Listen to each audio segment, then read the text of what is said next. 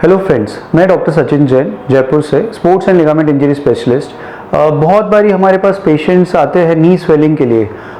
ये बहुत ही common problem है नी स्वेलिंग की, और ये अलग अलग एज ग्रुप्स में बहुत अलग अलग कारण से नी स्वेलिंग आ सकती है। तो नी स्वेलिंग के बेसिक मुख्य कारण क्या है और उसको कैसे इवैल्यूएट करें और कैसे ठीक करें, ये हमको जानना बहुत ज़रूरी होता है। और आज के वीडियो में हम ये बताएंगे कि नी स्वेलिंग के कारण क्या है और उसका इलाज कैसे किया जाए। तो मुख्यतः जो नी स्वेलिंग होती है, अगर हम यंग एज की बात करें या मिडिल एज की बात करें, तो मोस्ट कॉमन जो कॉज है नी स्वेलिंग का वो है इंजरी।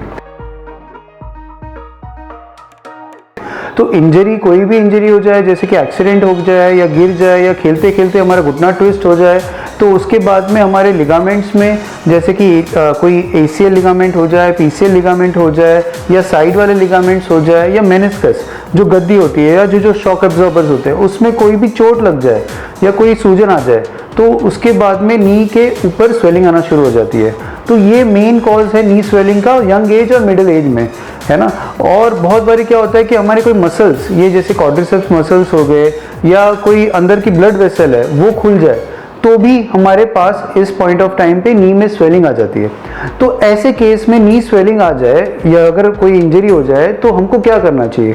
अगर इंजरी के टाइम पे अगर कोई नी स्वेलिंग आ जाए, उस टाइम पे हमको नी को स्ट्रेट रखना चाहिए, नी के बेल्ट बांधनी चाहिए, नी पे कूल पैक्स लगाना चाहिए, उसको रेस्ट देना चाहिए, उस पर वजन दे के नहीं चलना चाहिए, और अपने आसपास वाले डॉक्टर को दिखाना चाहिए कि कहीं उसमें कोई छोटा फ्रैक्चर तो नहीं है या कोई लिगामेंट में टेयर तो नहीं है।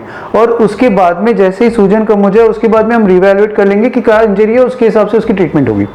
तो ये मुख्यतः कारण हो गए इंजरी के रिलेटेड, नी इंजरीज के लिए और नी स्वेलिंग की। दूसरा कारण होता है ओल्ड एज में या मीडियम एज से ओल्ड एज में, एक होता है आर्थराइटिस का या डीजेनरेटिव कॉज। डीजेनरेटिव कॉज में जैसे कार्टिलेज जो है वो थोड़ा खराब होना शुरू हो जाए, या उसमें कोई इंजरी हो जाए, या उसमें सूजन आ जाए, या कोई हड्डी का पीस है जो उसमें इशू करता है या रगड़ता है, तो ऐसे केस में हमारे जो नी में है वो साइनोवियल फ्लूइड में इंजरी हो जाए, घुटने में इंजरी हो जाती है और साइनोवियल फ्लूइड लीक हो जाता है, और साइनोवियल फ्लूइड्स की वजह से और ब्लड वेसल्स में घुटने में सूजन आ जाती है। तो ये आर्थराइटिस या ऑस्टियोआर्थराइटिस का सूजन है ना।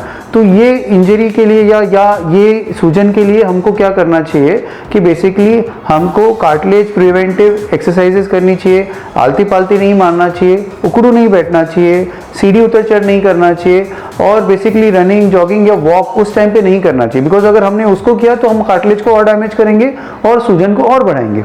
तो ये हो गई आपकी आर्थराइटिस या ऑस्टियोआर्थराइटिस के कारण स्वेलिंग और उसका बेसिक मैनेजमेंट हम कहें।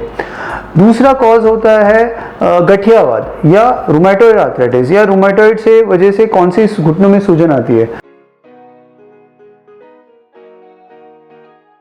तो ये रूमेटॉइड आर्थराइटिस बेसिकली कोई भी एज में हो सकता है, यंग एज में भी हो सकता है, ओल्ड एज में भी हो सकता है, मीडियम एज में भी हो सकता है। तो अगर एक ही जॉइंट में रूमेटॉइड आर्थराइटिस होता है, हम उसको मोनो आर्टिकुलर साइनोवाइटिस कहते हैं, या सिंगल जॉइंट आर्थराइटिस। तो ऐसे केसेस में कोई प्रीडिस्पोजिंग फैक्टर्स नहीं होते कि कोई इंजरी नहीं है, ना कोई आपकी एज के कारण है, ये अपने आप ही आपके घुटनों में स्वेलिंग आना शुरू हो जाते हैं। बहुत बारी तो हम यंग पेशेंट, मतलब 9 साल के, 15 साल के, है ना, जुवेनाइल केसेस उनको कहते हैं, जुवेनाइल रूमेटॉइड आर्थराइटिस। तो ऐसे केसेस जो है वो बच्चों में दिखना शुरू कर देते हैं, और जब बच्चों में दिखना शुरू कर देते हैं वो स्वेलिंग के साथ आते हैं। तो एक्सरे में कुछ नहीं आता है, बट हम एमआरआई कराते हैं तो एमआरआई में काफ़ी सूजन रहती है, कार्टिलेज में थोड़ी सी डैमेज होना शुरू हो जाती है, बहुत ज़्यादा नहीं होती है। तो ऐसे केसेस में हम क्या करते हैं, एक तो उनकी कुछ टेस्ट करवाते हैं, जैसे सीबीसी हो गए, आरए फैक्टर हो गए, तो या एंटी-सीसीपी हो गई। ये टेस्ट जो है वो हमको एक आइडिया देती है कि उसमें कोई पॉजिटिव है, बट ये कभी कभी ये 50% केसेस में ही पॉजिटिव आते हैं, 50% केसेस में पॉजिटिव नहीं आते। तो ऐसे केसेस में हम दूरबीन डालते हैं अंदर, आर्थ्रोस्कोपी डाल के, उसमें हम उसको जो टिश्यूज़ है उसको अच्छे से क्लियर करते हैं, और वो जो टिश्यू का पीस है उसको हम बायोप्सी के लिए भेजते हैं या उसको टेस्टिंग के लिए भेजते हैं। अब सेम चीज़ ट्यूबरक्लोसिस में भी होती है। जो ट्यूबरक्लोसिस है मतलब इन्फेक्शन के कारण भी घुटनों में स्वेलिंग आ सकती है, जो ट्यूबरक्लोसिस की वजह से होती है। उसमें भी लॉन्ग स्टैंडिंग केसेस, मतलब पेशेंट्स यंग एज में भी आते हैं, ओल्ड एज में भी आते हैं, मिडिल एज में भी आते हैं, सिंगल जॉइंट स्वेलिंग के साथ आते हैं। तो रूमेटॉइड और ट्यूबरक्लोसिस में डिफ्रेंशिएट करना बहुत डिफिकल्ट होता है। तो ऐसे केसेस में जब हम आर्थ्रोस्कोपी करते हैं तो ये जो स्वेलिंग आती है, ये स्वेलिंग मतलब आपके जो टिश्यूज है अंदर की साइनोवियल सेल्स है, वो सेल्स फ्लूइड बनाते हैं, और वो ओवर एक्टिव हो जाते हैं। तो आर्थ्रोस्कोपी करके एक तो हम बायोप्सी करते हैं ताकि उसकी टिश्यूज में क्या है, या तो रूमेटॉइड है या तो टीबी है, इसका पता चले। बट बहुत बारी केसेस में ट्यूबरकुलोसिस और ये दोनों आने के बाद भी हम साथ साथ आर्थ्रोस्कोपी करके क्या करते हैं कि उसकी जो टिश्यूज है, जो फैक्ट्री है जो अंदर सेल्स बना रही है, उसको भी हम साफ कर देते हैं। तो जो फैक्ट्री बनने वाली टिश्यूज होती है जिसमें बार बार जो रिपीटेड स्वेलिंग आती है, वो रिपीटेड स्वेलिंग आना कम हो जाती है या बंद हो जाती है। प्लस अगर कोई टिश्यू कल्चर में या बायोप्सी में उसमें टीबी आ जाता है या रूमेटॉइड आ जाता है, तो हम टीबी की दवाइयाँ दे दें या रूमेटॉइड की दवाइयाँ दे दें। तो जब हम वो दवाइयाँ कंटिन्यू देते हैं तो ये वापस बार बार नहीं आएगा और घुटना ठीक हो जाएगा। तो ये हो गई आपकी रूमेटॉइड या गठिया या टीबी या इन्फेक्शन, इसके कारण स्वेलिंग और उसका ट्रीटमेंट।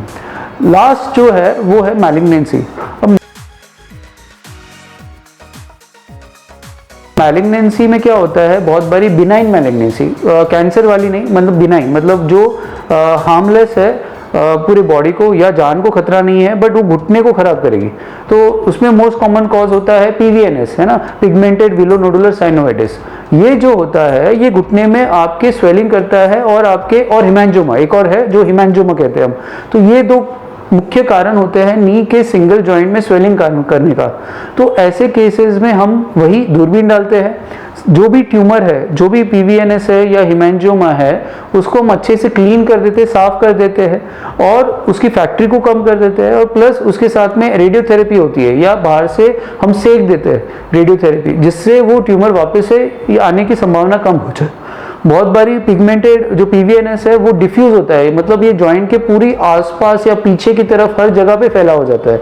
तो हम हर जगह पे जाके उसको क्लीन करना तो बहुत मुश्किल होता है, तो हम आगे की तरफ से उसको और पीछे की तरफ से साइड से ठीक कर देते हैं। पर कुछ सेल्स कभी कभी रह जाते हैं, तो उसमें फिर रिपीटेड या 2 या 3 साल बाद उसको वापस से आने की संभावना हो जाती है।